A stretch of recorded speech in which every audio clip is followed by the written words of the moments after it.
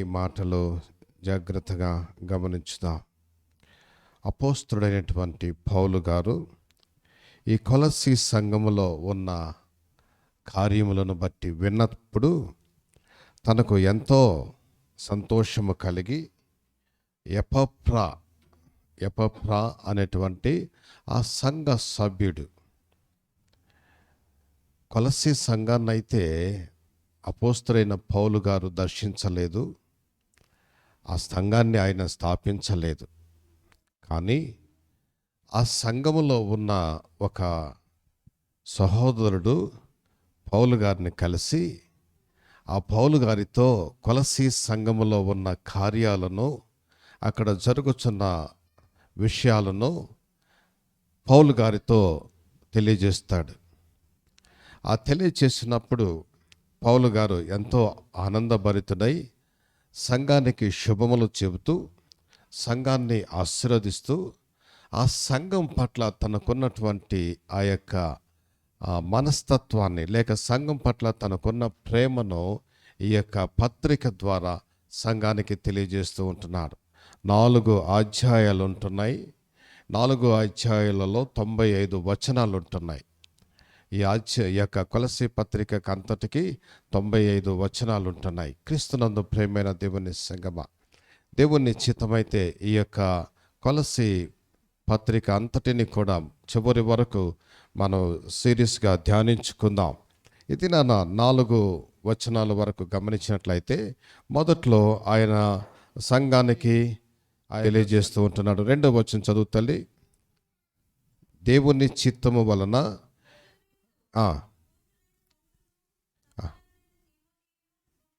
శుభమని వ్రాయున్నది. అనగా పౌలు గారు తిమోతి గారు ఇద్దరు కలిసి శుభమని వ్రాస్తూ ఉంటున్నారు. మన తండ్రి అయిన దేవుని నుండి కృపయు సమాధానమును మీకు కలుగును గాక. క్రీస్తునందు ప్రేమైన దేవుని సంగమ, కృప సమాధానము ఒకదానిని ఒకటి పెనవేసుకొని ఉన్నవి అని చెప్పి భక్తుడైన దావీదు తెలియజేస్తూ ఉంటున్నాడు. ఏంటి కృప అన్న మాట గమనించినట్లయితే యేసుక్రీస్తు ప్రభుల వారి ద్వారా తండ్రి అయిన దేవుడు మనకు ప్రాప్తించినదే కృప. అంటే రక్షణ ఆయన కృప వలనే మనకు ప్రాప్తించబడినది. మనము రక్షణకు పాత్రులము కాదు. మనం రక్షణకు పాత్రులు కానప్పుడు ఆయన కృప వలన మనల్ని రక్షణకు పాత్రులుగా చేసుకున్నాడు. కృప అన్నటువంటి మాట యొక్క నిర్వచనం ఏంటంటే, మనము అర్హులము కానప్పుడు మన ఎడల చూపే దయే కృప అయి ఉంటున్నది. మనం ఎన్నడూ కూడా పరలోకపు యొక్క స్వాస్థ్యానికి అర్హులము కానే కాదు. మనలో పరిశుద్ధత ఏమాత్రం లేదు. పరలోకమందు పరిశుద్ధులు మాత్రమే నివసిస్తారు. ఆ పరలోకపు యొక్క స్వాస్థ్యాన్ని మనకు అనుగ్రహించుటకై ఆయన తన కృపను మన ఎడల వెల్లడిపరుచుతూ ఉంటున్నాడు. ఎట్లనగా మనమింకనూ పాపులమై ఉండగానే క్రీస్తు యేసు యుక్త కాలమున భక్తిహీనుల కొరకు చనిపోయాను. రోమిలకు రాసినటువంటి పత్రిక 5వ అధ్యాయము 8వ వచనం. క్రీస్తునందు ప్రేమైన దేవుని సంగమ, ఈ దినాలలో గమనించవలసినటువంటి మాట కృప అన్నటువంటిది ఆయన మన ఎడల చూపేటటువంటి ఉచితమైన ప్రేమ. 2వ మాట గమనించినట్లయితే సమాధానము మీకు కలుగునుగాక అని వాక్యం అక్కడ చెప్పబడుతుంది. ఏంటి సమాధానం? ఈ భూమి మీద సమాధానం లేదు. భూమి మీద సమాధానము లేకుండా ప్రజలు జీవిస్తూ ఉంటున్నారు. ఏదో తాము కల్పించుకున్నటువంటి పద్ధతులు, తాము కల్పించుకున్నటువంటి కార్యాలు, వారి యొక్క సాంప్రదాయాలు వారికి సమాధానం తెస్తూ ఉంటుంది అని చెప్పి వారు ప్రయత్నాలు చేస్తూ ఉంటున్నారు. కానీ అవెన్నడూ సమాధానమును కల్పించేవి కానే కాదు. ప్రజలకు సమాధానం అన్నది దేవుడు ఒక్కడే మాత్రమే ఇచ్చేవాడై ఉంటున్నాడు. మనుషులు కల్పించుకునే పద్ధతులు, మనుషులు సంపాదించుకోవడానికి చేస్తున్న ప్రయత్నాలు ఇవేవి కూడా సమాధానమును చేకూర్చేవి కానే కాదు. ఒకడు అనుకుంటాడు, నేను ఒక మంచి ఇల్లు కట్టుకుంటే నేను సమాధానంగా బ్రతుకుతాను అనుకుంటాడు. మంచి ఇల్లే కట్టుకుంటాడు. మంచి ఇల్లు కట్టుకోవడానికి తన యొక్క జీవిత కాలం అంతా ప్రయాసపడి మంచి ఇల్లు నిర్మించుకున్న తర్వాత ఆ ఇంట్లో నిల్చున్నప్పుడు, కూర్చున్నప్పుడు, పడుకున్నప్పుడు ఏదో వెలితి కనబడుతూనే ఉంటుంది. ఏంటి అని ఆలోచించుకుంటే ప్రేమ తక్కువైపోయినటువంటి పరిస్థితులు కనబడుతూ ఉంటాయి. ఇలాగ ఏదో కొదువలు, ఆరోగ్యం ఉండదు, ప్రేమ ఉండదు, సమాధానం ఉండదు, ఇలాగ అనేకమైనటువంటి కొదువులతో మానవుడు లోకములో జీవిస్తూ ఉంటున్నాడు. కానీ సమాధానం ఎవరి యొద్ద నుండి వచ్చినట్లయితే తండ్రి అయినటువంటి దేవుని యొద్ద నుండి మాత్రమే వచ్చును. యేసుక్రీస్తు ప్రభుల వారిని లోకానికి పంపించినప్పుడు తండ్రి అయినటువంటి దేవుని దగ్గర నుండి వచ్చినటువంటి ఆ యొక్క దూత వచ్చి చెబుతున్నటువంటి మాట ఏంటంటే, ఆయనకిష్టులైన మనుషులకు భూమి మీద సమాధానము కలుగునుగాక. ఎందుకోసం అంటే యెషయా గ్రంథములో మనం గమనించినట్లయితే ఆయన సమాధానమునకు కర్త అయి ఉంటున్నాడు. హల్లెలూయా. క్రీస్తునందు ప్రేమైన దేవుని సంగమా, దేవుని మాటలు జాగ్రత్తగా గమనించినట్లయితే ఎంత చక్కగా పౌలు గారు తిమోతి గారు కలిసి రాస్తూ ఉంటున్నారంటే, మన తండ్రి అయిన దేవుని నుండి కృపయో సమాధానము మీకు కలుగునుగాక. ఇదిగో నేను నా కృప మీకు తోడుగా ఉండునుగాక, నా సమాధానం మీకు తోడుగా ఉండునుగాక అని వీరు చెప్పలేదు. కానీ దేవుని కృప, దేవుని సమాధానము మీకు కలుగునుగాక అని తెలియజేస్తూ ఉంటున్నారు. క్రీస్తునందు ప్రేమైన దేవుని సంగమ, 3వ వచనానికి వద్దాం. పరలోకమందు మీ కొరకు ఉంచబడిన నిరీక్షణను బట్టి క్రీస్తు యేసునందు మీకు కలిగి ఉన్న విశ్వాసమును గూర్చియు పరిశుద్ధులందరి మీద మీకున్న ప్రేమను గూర్చియు మేము విని ఎల్లప్పుడూ మీ నిమిత్తము ప్రార్థన చేయుచు మన ప్రభువుకు యేసుక్రీస్తు యొక్క తండ్రి అయిన దేవునికి కృతజ్ఞతాస్తుతులు చెల్లించుచున్నాము. క్రీస్తునందు ప్రేమైన దేవుని సంగమ, ఈ 2 వచనాలలో 3, 4 వచనాల్లో గమనించినట్లయితే 5 విషయాలను మనం చూడగలం. ఆ 5 విషయాలను జాగ్రత్తగా ఒకదాని వెంబడి ఒకటి చెప్తూ ఉంటాను, జాగ్రత్తగా గమనించండి. ఇది గొప్ప ఆశీర్వాదకరమైన విషయాలు అన్న విషయాన్ని మనము గమనించవలసిన వారమై ఉంటున్నాం. మొదటి మాట గమనించినట్లయితే 3వ వచనంలో ఉన్నది, పరలోకమందు మీ కొరకు ఉంచబడిన నిరీక్షణను బట్టి. పరలోకమందు మీ కొరకు ఉంచబడిన నిరీక్షణను బట్టి అని వాక్యం సెలవిస్తుంది. ఏంటి పరలోకము అంటే గమనించినట్లయితే మనకు కొందరికి ఎవరి దగ్గర కన్నా వెళ్ళిపోయి పరలోకము అని అంటే అదేంటి, అది ఎక్కడుంది, దానికి అడ్రస్ ఎంత, అడ్రస్ ఏంటి, దానికి గూగుల్ మ్యాప్ ఏంటి ఉన్నదో చెప్పండి, ఎన్ని కిలోమీటర్లో ఉంటుంది అని అంటారు. కానీ దేవుని మాటలు జాగ్రత్తగా గమనించినట్లయితే పరలోకం అన్నది ఒకటి ఉన్నది. అది దేవుడు నివసించు స్థానమై ఉంటున్నది. అది దేవుని యొక్క దూతలు నివసించు స్థలమై ఉంటున్నది. దేవుని యొక్క కుమారుడైన క్రీస్తు ప్రభుల వారు నివసించు స్థలమై ఉంటున్నది. అక్కడ పరిశుద్ధులు మాత్రమే నివసిస్తారు. పరిశుద్ధులు నివసించుటకు మాత్రమే ఏర్పాటు చేయబడినటువంటి దేవుని రాజ్యం అది. రెండవ మాట పరలోకము ఏంటి అని గమనించినట్లయితే పరలోక రాజ్యములో కుమారుడైన యేసుక్రీస్తు ప్రభుల వారికి దేవుడు ఏర్పరచబడినటువంటి సింహాసనం ఉన్నది. ఆ యొక్క సింహాసనము ఎదుట 24 పెద్దలు, వేవేల కొలది దూతలు నిత్యము ఆయన కొనియాడుచూ ఉంటారు. అది పరలోక రాజ్యం. ఆ పరలోక రాజ్యంలో దేవుణ్ణి స్తుతిస్తూ ఉంటారు. దేవుని యొక్క వెలుగు ఆ పరలోక రాజ్యంలో ప్రకాశిస్తూ ఉంటుంది. అక్కడ సూర్యుడు ఉండడు, చంద్రుడు ఉండడు, నక్షత్రాలు ఉండడు, అక్కడ సముద్రం ఉండదు, అక్కడ ఇసుక కూడా ఉండదు. అది పరలోక రాజ్యము. ఆ పరలోక రాజ్యము కేవలము పరిశుద్ధుల కొరకు మాత్రమే దేవుడు ఏర్పరిచినటువంటి రాజ్యమైనది. దేవుడు పరిశుద్ధుడు కనుక ఆయన అక్కడ నివసిస్తూ ఉంటున్నాడు. ఆయన కుమారుడైన క్రీస్తు ప్రభుల వారు కూడా పరిశుద్ధులు, అందుకే ఆయన కూడా అక్కడే నివసిస్తూ ఉంటున్నారు. పరిశుద్ధులైనటువంటి అనేకులు దేవుని వాక్యాన్ని గమనించినట్లయితే ఎంతోమంది ఆయన ఎద్దుకు కొనిపోబడిన వారు ఉంటున్నారు. వారు కూడా అక్కడ నివసిస్తూ ఉంటున్నారు. అందుకే ఆయన తిరిగి వచ్చినప్పుడు పరిశుద్ధులను వెంట పెట్టుకుని వచ్చునని వాక్యం సెలవిస్తూ ఉంటుంది. పరలోక రాజ్యంలో పరిశుద్ధులు ఉంటున్నారు. పరిశుద్ధులను వెంట పెట్టుకుని ఆయన తిరిగి ఈ లోకానికి రానయ్యి ఉంటున్నాడు. క్రీస్తునందు ప్రేమైన దేవుని సంగమ, పరిశుద్ధులు నివసించే స్థలమే పరలోక రాజ్యము. ఈ పరలోక రాజ్యం ఎవరికి అని మనం గమనించినట్లయితే ఇప్పుడు ఆ యొక్క తండ్రైన దేవుడు, కుమారుడైన దేవుడు, ఆ యొక్క మరి పరిశుద్ధులు వేవేల కొలది దూతలకు మాత్రమే కాదు, కానీ ఆ పరలోకపు యొక్క స్వాస్థ్యాన్ని నీకు నాకు కూడా ఆయన అనుగ్రహించువాడై ఉంటున్నాడు. ఆ పరలోక రాజ్యంలో నివసించే నిమిత్తమే మనందరి కొరకై తండ్రి అయినటువంటి దేవుడు తన యొక్క కుమారుడైన యేసు క్రీస్తు ప్రభుల వారిని ఈ లోకమునకు పంపించిన వాడై ఉంటున్నాడు.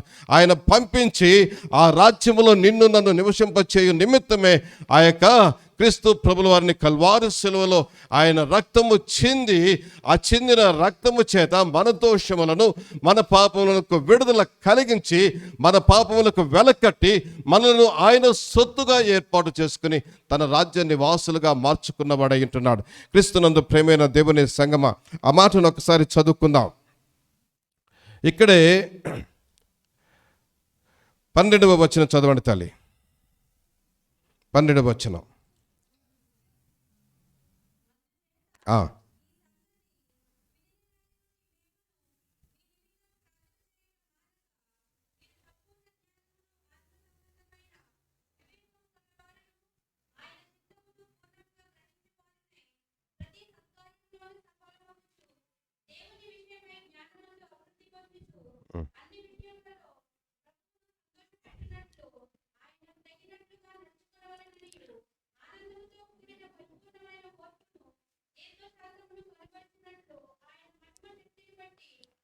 సంపూర్ణ బలముతో బలపరచబడవలననియు తేజోవాసులైన పరిశుద్ధుల స్వాస్థ్యములో, తేజోవాసులు అంటే వెలుగు రాజ్యమైనటువంటి దేవుని రాజ్యం అంటే తేజోవాస్యులు అంటే తేజో రాజ్యము అన్నప్పుడు మరి చీకటి రాజ్యము కూడా ఉండాలి. కంటే అవును ఉన్నది, చీకటి రాజ్యం అన్నది ఉన్నది. అక్కడ పాపులు నివసించే రాజ్యము, ఆ యొక్క మరి సాతానుడు నివసించే రాజ్యం అయి ఉంటున్నది. ఆ రెండు రాజ్యాలకు కూడా అధిపతి యేసు ప్రభుల వారే. ఆ యొక్క చీకటి రాజ్యములో ఎవరైతే దేవునికి ఆయాసము కలిగించువారుగా, దేవునికి విరోధముగా జీవిస్తూ ఉంటారో వారిని ఆయన ఆ యొక్క చీకటి రాజ్యంలోనికి తోసివేసేవాడై ఉంటున్నాడు. కానీ దేవునికి ఇష్టలుగాను రక్షణ పొందుకున్న వారిను, ఆయన యొక్క రక్తము చేత విమోచించబడిన ప్రజలకు ఆయన తేజోవాసుల స్వాస్థ్యంలో నివసించుటకై ఆయన ఏర్పరచుకునేవాడుగా ఉంటున్నాడు. చదువుతాడు. తేజోవాసులైన పరిశుద్ధుల స్వాస్థ్యములో అంటే పరిశుద్ధులు, ఇప్పటికే పరిశుద్ధులు అక్కడ ఉంటున్నారు. వారికి స్వాస్థ్యముగా పరలోక రాజ్యం ఇవ్వబడి ఉన్నది.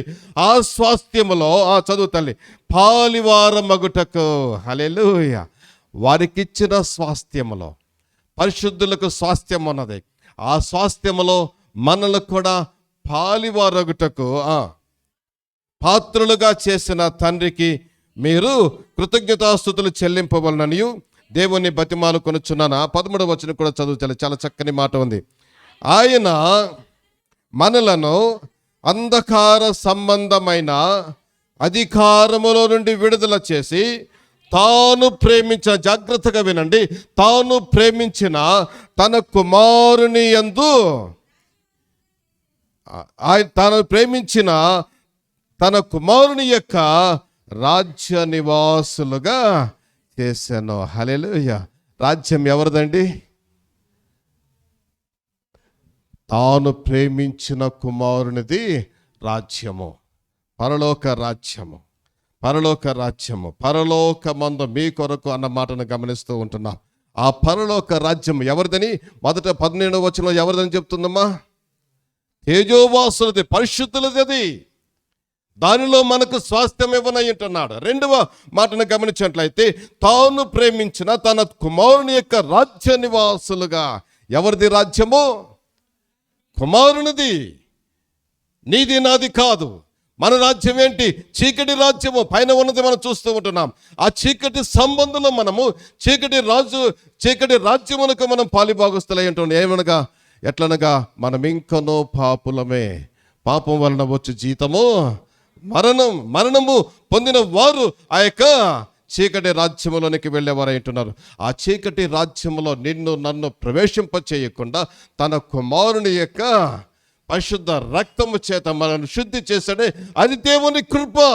ఆ కృపకు పాత్రులైన వారందరినీ కూడా తన కుమారుని యొక్క స్వాస్థ్యములోనికి ఏం చేస్తున్నాడండి? ఏం చేశాడమ్మా? ఆ రాజ్య నివాసులుగా చేసిన, పాలిభాగస్తులుగా చేశాడు. దేవుని కుమారుని యొక్క రాజ్యములోనికి. ఎవరిదండి రాజ్యము? దేవుని కుమారునిది. ఆ దేవుని కుమారుని యొక్క రాజ్యములోనికి నిన్ను నన్ను నివాసులుగా ఏర్పాటు చేశాడు. హల్లెలూయా. ఎంతటి గొప్ప భాగ్యమో అన్న విషయాన్ని మనము గమనించవలసిన వారమైంటున్నాం. అదే దేవుని కృప.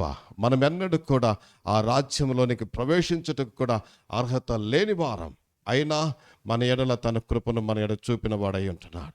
ఆయన పరిశుద్ధుల కొరకు ఏర్పాటు చేసినటువంటి రాజ్యం అది. తన కుమారునికి స్వాస్థ్యముగా ఆయన ఉంచినటువంటి రాజ్యం ఇది. ఆ రాజ్యములో మనల్ని కూడా పాలిభాగస్తులుగా చేశారు. ఓసారి అనుకుందాం, ఏలియా ఉన్నాడు, తన కుమారుని ఎంతగానో ప్రేమించి ఓ ఇల్లు కట్టి పెట్టాడు అనుకోండి. రేపు అబ్రహాం కూడా వస్తాడు. అబ్రహాం కుమారుడు కూడా వచ్చి ఇస్సాకు అంటాడు, బాబాయ్ నువ్వు ఎలా ఇల్లు కట్టుకున్నావు జాషువాకి, నాకు కూడా ఒక గది ఇచ్చేస్తే బాగుంటుందంటే ఏమంటాడు ఏలియా? వెళ్ళి మీ అబ్బను అడుక్కుపో అంటాడు. ఇది నేను నా కుమారుని కొరకు ఏర్పాటు చేసింది, ఇవ్వటానికి కుదరదంటాడు. ఏదో వచ్చావా, 1 రోజు 2 రోజుల్లో ఉండు, సంతోషించు, వెళ్ళిపోతా ఉండు, అంతేకాని నీకు మాత్రం కుదరదు అంటాడు. అంతే కదా? ఇస్తావా? ఎస్, మనం అలాంటి వారమే, వీఆర్ సచ్. కానీ దేవుడైతే తన కృపను మన ఎడల చూపి తన కుమారుని యొక్క స్వాస్థ్యమైనటువంటి పరలోక రాజ్యములోనికి మనలను అర్హులుగా, మనం ఆ పరలోక రాజ్యములో నివసించుటకు మనల్ని పాత్రులుగా చేసిన వాడై అంటున్నాడు. ఆ కృప ఎంతటి గొప్పదో ఓసారి గమనించుదాం.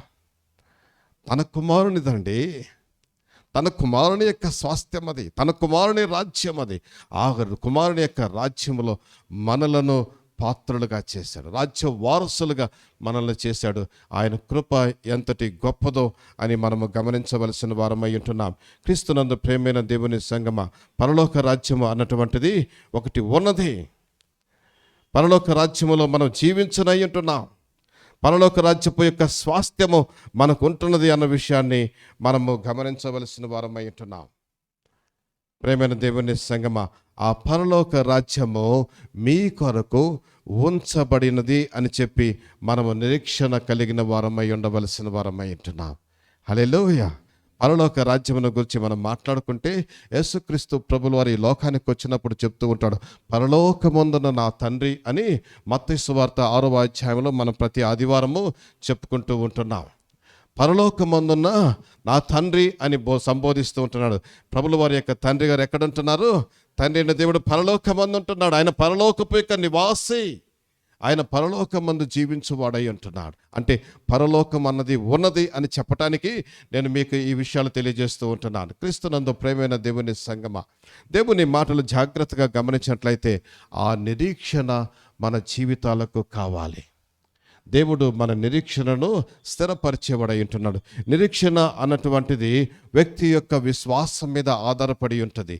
నిరీక్షణ అన్నటువంటిది ప్రతి వ్యక్తి యొక్క జీవితంలో అవును నేను చేయగలను, నాకు ఉన్నది, నేను దీన్ని సాధించగలను అటువంటి గొప్ప నిరీక్షణ కలిగిన వాడుగా ఉంటాడే, అదే నిరీక్షణ. నోవాహును దేవుడు పిలిచి నోవాహు ఒక మాట చెప్పాడు, నువ్వు ఒక పెద్ద ఓడను సిద్ధం చేసుకున్నాడు.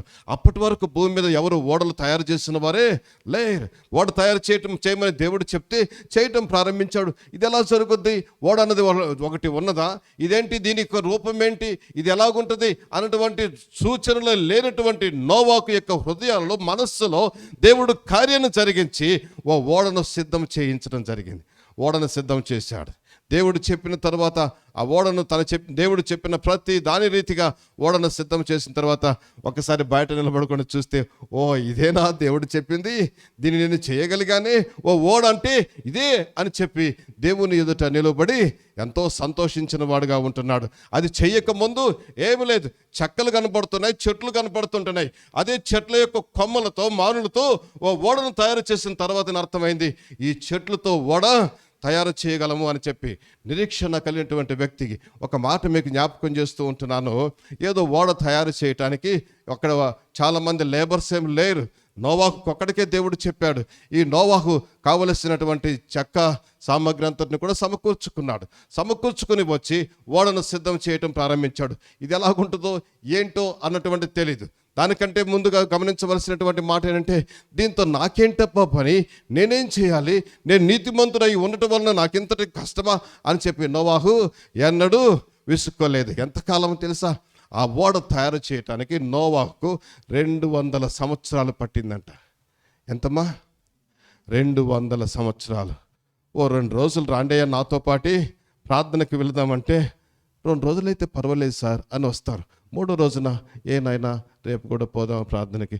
పని ఉంది సార్ మాకు, మా ఆవిడకి ఏదో ఒక పని చెప్పింది సార్, లేకపోతే ఆఫీస్లో మా మేనేజరు లేటుగా వదులుతున్నాడు సార్, నేను ఏదో 2 రోజులు పర్మిషన్ తీసుకొని వచ్చాను, ఇంకా కుదరదు సార్ అని సాకులు చెప్పేవాళ్ళం. నోవాహుకు ఏ విధమైన సాకు లేదు, నిరీక్షణ ఉన్నది. ఈ నిరీక్షణను బట్టి ఓడ సిద్ధం చేయటం జరిగింది. ఓడ తయారైపోయింది. ఎందుకోసం ప్రభువా, ఇప్పుడు ఈ ఓడతో నాకు వచ్చినటువంటి పని ఏంటి, లాభం ఏంటి అని ఎన్నడూ ప్రశ్నించలేదు. కానీ నోవాహు ఓడను సిద్ధం చేసిన తర్వాత నోడలోనికి ఆ యొక్క నోవాహు కుటుంబాన్ని పంపించి లోకమంతటిని దేవుడు తుడిచివేశాడు. వాక్యం అలాగే ఉంటుంది, దేవుడు భూమిని తుడిచివేశాను అని ఉంటుంది. క్రీస్తునందు ప్రేమైన దేవుని సంగమా, తుడిచివేయటం అంటే మీకు ఒక ఉదాహరణ నేను చెప్తాను. తుడిచివేయటం అంటే, ఇక్కడ డస్ట్ ఉందనుకోండి, దీని మీద డస్ట్ ఉందనుకోండి, నేను ఇలా చేయబెడితే చేతికి డస్ట్ అవుతూ ఉంటుంది. అప్పుడు ఏం చేస్తానంటే ఒక చిన్న రుమాలు తీసుకొని అలా తుడిచేస్తే ఆ డస్ట్ పోతుంది. భూమిని కూడా దేవుడు అలాగే తుడిచివేశాడు. ధూళి లాంటి వారుగా మనుషులు నీటిలో కలిసిపోయి లోకమంతా వెళ్ళిపోయింది. ఇది జగమెరిగినటువంటి సత్యం. అది క్రీస్తునందు ప్రేమైన దేవుని సంగమా, నోవాహులో నిరీక్షణ ఉన్నది. ఆ యొక్క గొప్ప సత్యాన్ని చూశాడు. ఆ తర్వాత లోకమంతా వెళ్ళిపోయినా కానీ నోవాహు కుటుంబం మాత్రం భూమిని ఏలుటకు దేవుడు వారికి ఆధిక్యతనిచ్చిన వాడై ఉంటున్నాడు. మరొక విషయాన్ని కూడా మీకు జ్ఞాపకం చేస్తాను. నిరీక్షణ అన్నటువంటిది ఏంటి అని అబ్రహాము దగ్గరికి వెళ్ళి దేవుడు మాట్లాడుతూ ఉంటున్నాడు. అబ్రహాము, ఇదిగో ఈ యొక్క దేశాన్ని, నీ తండ్రి ఇంటిని వదిలిపెట్టి నువ్వు వెళ్ళిపో, బయటికి వెళ్ళు, పారాను దేశం దాటి వెళ్ళిపో, అక్కడ నీకు నేను తోడుగా ఉంటాను, నిన్ను ఆశీర్వదిస్తాను, ఆ యొక్క భూమిని నీకు స్వాస్థ్యముగా ఇస్తాను అని అంటే వెళ్ళిపోయాడు. తన యొక్క భార్యను, తన సహోదరుని యొక్క కుమారుడైనటువంటి లోతును వెంటబెట్టుకొని వెళ్ళిపోయాడు. వెళ్ళిపోయిన తర్వాత కొంతకాలం అయిపోయింది. అది 12వ అధ్యాయంలో జరిగింది. ఆదికాండంలో 15వ అధ్యాయానికి వచ్చేసరికి కొన్ని సంవత్సరాలే పట్టింది. దాదాపు అప్పటికే దేవుడు అబ్రహాముతో నువ్వు ఈ యొక్క నీ తండ్రి ఇంటిని విడిచి వెళ్ళిపో అన్నటువంటి సమయానికి అబ్రహాముకి వయసు 75 సంవత్సరాలు. ఈ 75 సంవత్సరాల వయసులో బయటకు వచ్చేసాడు, భార్యను తీసుకొని తమ్ముని తీసుకొని. వెళ్ళిపోయిన తర్వాత కొంతకాలమైన తర్వాత దేవుడు మరలా మాట్లాడుతూ ఉంటున్నాడు. అబ్రహాము, ఈ భూమిని నీకు స్వాస్థ్యంగా ఇస్తాను అన్నాడు. కొన్ని సంవత్సరాలు గడిచిన తర్వాత ఈ భూమిని నీకు స్వాస్థ్యంగా ఇస్తాను. బహుశా అది 90 సంవత్సరాలు అయి ఉండొచ్చు. ఆ 90 సంవత్సరాల వయసులో అప్పుడు అబ్రహాముకు ఒక కోపం వచ్చి, దేవా నువ్వు ఎంత ఇచ్చి నాకేంటి లామయ్య, ఇదిగో నా దాసుడైనటువంటి ఈ ఎలియాజరే దీనికి అంతటికి మరి అధికారి అయిపోతాడు కదా, నాకు ఇచ్చి లాభం ఏంటి అంటాడు. కానీ దేవుడు మరలా మాట్లాడతాడు, నీవు నా యందు విశ్వాసం ఉంచము, ఇదిగో నీ యొక్క స్వాస్థ్యమును, ఇదిగో ఆకాశం ఉన్నటువంటి నక్షత్రాలు ఒకసారి చూడు, వాటికంటే గొప్పగా చేస్తాను నీ స్వాస్థ్యాన్ని. ఇదిగో ఇసుక రేణువుల్లో ఒకసారి లెక్క పెట్టి చూసినా, వాటికంటే గొప్పగా నీ యొక్క సంతానమును విస్తరింప చేస్తానన్నాడు. నమ్మాడు. ఆ వయసులో కూడా నమ్మాడు. ముందైతే ప్రశ్నించాడు దేవుణ్ణి, నీవు నాకు ఎంత స్వాస్థ్యాన్ని ఇచ్చి ఏం లాభము, ఈ స్వాస్థ్యం అంతా నేనేం చేయాలి, దీని ద్వారా నాకు వచ్చే ప్రయోజనం ఏంటి, నా ఇంటి దాసుడైనటువంటి ఎలియేజరే దీనికి వారసుడైపోతాడు కదా, నాకు వచ్చే లాభం ఏంటి అంటే, దేవుడు 100 సంవత్సరాలప్పుడు కూడా అబ్రహాముతో మాట్లాడుతూ ఉంటున్నాడు, నేను ఈ సంతానమును ఇసుక రేణువలే విస్తరింపచేస్తానని. హల్లెలూయా. దేవుడు చెప్పిన మాటను ఆయన జరిగించాడు. నిరీక్షణ, అదే నిరీక్షణ. దేవుడు ఏదో నా జీవితంలో చేస్తాడు. ఆయన చెప్తూ ఉంటున్నాడు. చెప్పేవాడు నమ్మకమైన వాడు, ఆయన అన్యాయస్తుడు కాదు, ఆయన దేవుడు, అధికారము కలిగిన వాడు, సమస్తమును చేయగలిగిన వాడు అని చెప్పి ఆయన యందు విశ్వాసం ఉంచాడు. అబ్రహాము జీవితంలో గొప్ప కార్యాన్ని చేశాడు. ఇదిగో పర్వాలేదులే అని చెప్పి హాగరుతో ఒక కుమారుని కన్నాడు. హాగరుతో అంటే భార్య ప్రేరేపించింది. హాగరుతో కుమారుని కన్నాడు. దేవుడు ఈ 2 సార్లు మాట్లాడిన తర్వాత కూడా హాగరుతో కుమారుని కని ఆ కుమారుని అల్లరి ముద్దుగా పెంచుకుంటూ చాలా ప్రేమగా ఉంటున్నాడు. గొడవ వచ్చింది హాగరుకు శారకు. ఆ కుమారుని పంపించమే అన్నాడు దేవుడు. ఎదుగో హాగరు వలన కలిగినటువంటి సంతానం నీ సంతానము కాదు, శారా వలన కలిగినదే నీ సంతానము. ఇంకా వృద్ధాప్యం ఉంది, ఆమె 90 సంవత్సరాల వయసు, ఎలా జరుగుద్ది అని ఆలోచించలేదు. కానీ పంపించి వేశాడు కుమారుని, ఇస్మాయిల్ను పంపించి వేశాడు. ఇంకా దేవుని సన్నిధిలో దేవుడు చెప్పిన మాట నెరవేరుస్తాడన్న నిరీక్షణ ఉన్నది. అదే గొప్ప కార్యం. క్రీస్తునందు ప్రేమైన దేవుని సంగమ, మనకున్న నిరీక్షణ ఏంటి అంటే పరలోక రాజ్యం అన్నది మన కొరకు ఉన్నది. హల్లెలూయా. ఆ యొక్క మరి దేవుడు నోవాహుతో ఆ యొక్క ఓడ సిద్ధము చేసుకున్నాము, అది మీకు రక్షణ కలిగిస్తుంది అని చెప్పిన మాట మీద నిరీక్షణ ఉంచాడు. ఓడను సిద్ధము చేసుకున్నాడు. 200 సంవత్సరాలు పట్టింది. అబ్రహాముతో దేవుడు వాగ్దానము చేశాడు. దాదాపు 25 సంవత్సరాలు గతించిపోయింది. అయినా నమ్మకంగా నిరీక్షణగా ఉన్నాడు. దేవుడు తన సంతానాన్ని ఇసుక రేణువలే విస్తరింపచేశాడు. దేవుడు అబ్రహామును నమ్మెను, అది అతనికి నీతిగా ఎంచబడెను. హల్లెలూయా. ఆ మాట చదువుకుందామా తల్లి? యాకోబు పత్రిక 2వ అధ్యాయం 23వ వచనం, ఆదికాండం 15వ అధ్యాయము 6వ వచనం. ఈ రెండిట్లో అదే మాట ఉంటుంది. కాబట్టి అబ్రహాము దేవుని నమ్మెను, అది అతనికి నీతిగా ఎంచబడెను అను లేఖనము నెరవేర్చబడెను, మరియు దేవుని స్నేహితుడని అతనికి పేరు కలిగెను. హల్లెలూయా. అబ్రహాముకి ఎంతటి గొప్ప బిరుదొచ్చిందండి. దేవుణ్ణి నమ్మాడు. ఇప్పుడు అతనికి వచ్చినటువంటి పేరేంటి? దేవుని స్నేహితుడంట. Who can be a friend to the God? దేవునికి ఎవరైనా స్నేహితులు కాగలమండి? యేసు ప్రభులు గారు అంటున్నారు, నా ప్రియ స్నేహితుడా అని మనల్ని చూసి సంబోధిస్తూ ఉంటున్నాడు. ప్రేమైన దేవుని సంగమ, దేవుని మాటలు జాగ్రత్తగా గమనించవలసిన వారమైంటున్నాం. దేవుణ్ణి నమ్మితే ఆయన బిడలుగా ఉండటం మాత్రమే కాదు, కానీ ఆయన స్నేహితుడుగా కూడా చేసుకుంటాడు. మనకు ఆయన మంచి స్నేహితుడు. ఆయన మనం ఈ లోకంలో ఉన్న స్నేహితులందరూ కూడా ఏదో ఒకసారి మోసం చేస్తారు సుమా. అమ్మ, 2 స్నేహితులు ఉన్నారనుకుందాం, 2 కలిసి వెళ్ళిపోతూ ఉంటారు. 2 కలిసి వెళ్ళిపోతున్నప్పుడు ఒక 500 రూపాయల నోట్ అక్కడ కనబడింది అనుకోండి. ఒకడు ముందుగా చూశాడు, వీడేం చేస్తాడమ్మా? అరే అక్కడ 500 పడింది, తీసుకుందామరా అంటాడా? అమ్మా ఏమంటాడు ఆయన? అడు చూడకుండా వీడి దాన్ని లేపేసుకుంటాడు. ఏదో కాలుకి ముళ్ళు గుచ్చుకున్నట్టు, ఏదో జరిగినట్టు, కాలుకి రాయి తగిలినట్లు నటించి దాన్ని కొట్టేసి జబ్బులు పెట్టుకొని అటు చూడలేదు కదా, నాదే అని చెప్పి శభాష్ ఎంత గొప్ప తెలివి కలవాడు అని మనల్ని మనము అభినందించుకుంటాం కదా. ఎన్నోసార్లు స్నేహితుణ్ణి నమ్మలేనటువంటి పరిస్థితులు మన జీవితంలో ఉంటాయి. కానీ ఈయన నమ్మకమైన స్నేహితుడు. క్రీస్తునందు ప్రేమైన దేవుని సంగమ,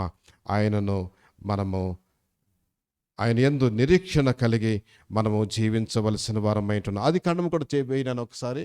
ఆదికాండంలో ఒక ప్రత్యేకమైన రీతిగా ఒక మాట ఉంటుంది. 15వ అధ్యాయం 6వ వచనం.